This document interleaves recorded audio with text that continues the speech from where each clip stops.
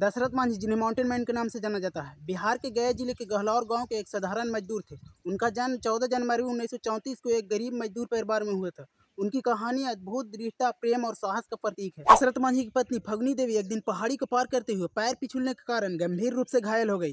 पास के अस्पताल तक पहुंचने में काफी समय लग गया और समय पर इलाज न मिलने के कारण उनकी मृत्यु हो गई। इस घटना ने दशरथ मांझी को गहराई से झकझोर दिया और उन्होंने पहाड़ को काटकर रास्ता बनाने का प्रण लिया ताकि भविष्य में और किसी को ऐसी तकलीफ न झेलनी पड़े। दशरथ मांझी ने अकेले ही 22 वर्षों तक मेहनत करके गहलौर पहाड़ी को काटकर लगभग 110 मीटर लंबा, 9.1 मीटर चौड़ा और 7.6 मीटर गहरा रास्ता बनाया।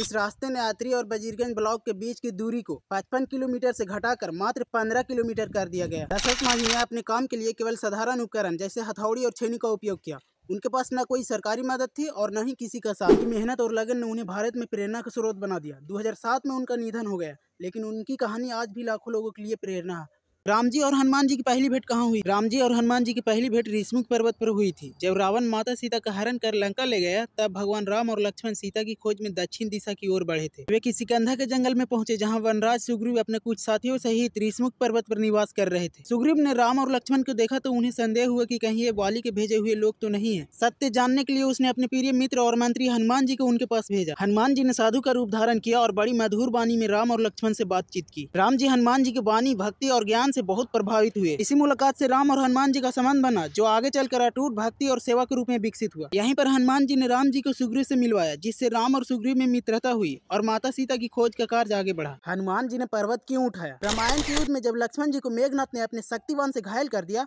तो वे पूरी तरह से मूर्छित हो गए थे। तब वैद्य सुश्रवण ने बताया कि उन्हें बचाने के लिए संजीवनी बूटी चाहिए, जो कि हिमालय के द्रोणागिरी पर्वत पर पाई जाती है, और यह काम हनुमान जी को सौंपा गया। जब हनुमान जी पर्वत पर पहुंचे तो उन्होंने देखा कि वहां कई प्रकार की औषधियां उपलब्ध थी और वे संजीवनी बूटी का अच्छी तरह से पहचान नहीं पाए। समय बहुत कम था, इसलिए उन्होंने पूरा द्रोणागिरी पर्वत ही उठा लिया और उसे युद्ध भूमि में ले आए। तब वैद्य जी ने संजीवनी बूटी को लेकर लक्ष्मण जी का इलाज किया और उनका जान बचाया। इस घटना से यह संदेश मिलता है कि सच्चे भक्त संभव को भी संभव बना सकता है। तो दोस्तों, कमेंट में जय श्री राम जरूर लिखिए और वीडियो को ज्यादा से ज्यादा शेयर करें। सबरी ने भगवान राम को क्यों इंतजार कर रही थी? क्या उसे पता था कि भगवान राम आने वाले हैं? हाँ, सबरी को पता था कि भगवान राम एक दिन अवश्य आएंगे। दरअसल सबरी के गुरु मतंग ऋषि ने उन्हें यह वचन दिया था कि जब उनका जीवन पूरा होगा तब स्वयं भगवान राम उनके आश्रम में पधारेंगे और उन्हें दर्शन देकर मोक्ष देंगे। सबरी ने इस वचन पर पूरी श्रद्धा और विश्वास रखा। वर्षों तक वह जंगल में रहकर रोज आश्रम की सफाई करती, फूल सजाती और पथ की ओर देखकर भगवान श्री राम की आने की प्रतीक्षा करती। उन्हें यह नहीं पता था कि राम कब आएंगे, लेकिन उनके हृदय में अटूट विश्वास था कि एक दिन प्रभु अवश्य आएंगे। जब श्री राम ने माता सीता की खोज में वहां पहुंचे तो सबरी की भक्ति और प्रतीक्षा सफल हुई। भगवान राम ने उनके प्रेम और विश्वास से प्रसन्न होकर उन्हें दर्शन दिए और मोक्ष प्रदान किया।